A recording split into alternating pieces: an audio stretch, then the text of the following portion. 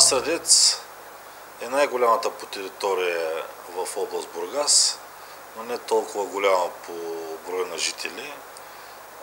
Брой на жители в общината е около 17 000 жители. Територията е около 1200 квадратни километра. Това може да кажем, че тя е на трето място по територия в нашата родина България. Участваме във всички оперативни програми, които се отворят и се отварят за кандидатстване. През този 3-годишен период на управление, един от тях, който приключихме, това е до изграждане на канализационната мрежа в град Средец и част от водопроводната. Този 3-годишен мандат на управление ние сме си поставили за цел да запазим автентичността на нашите села от тези певчески групи. Те винаги, където и да са участвали, на какъвто и да е форум, винаги са представили много добре община Средец и винаги са завоювали едни от челните места.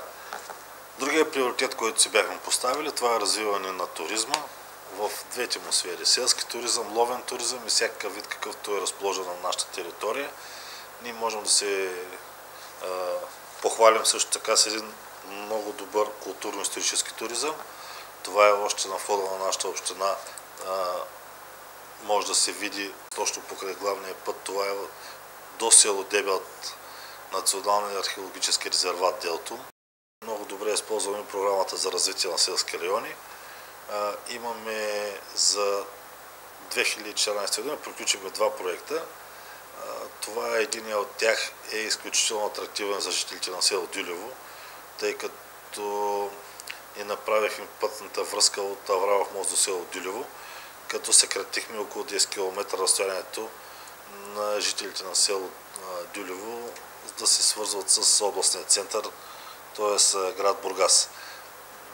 Другите програми, които използваме много добре сме се насочили към тях, това са програмата за трансгранично сътрудничество. Можем да се похвалим с два изключително силни проекта, които един е превършен. Това е в местността Божура.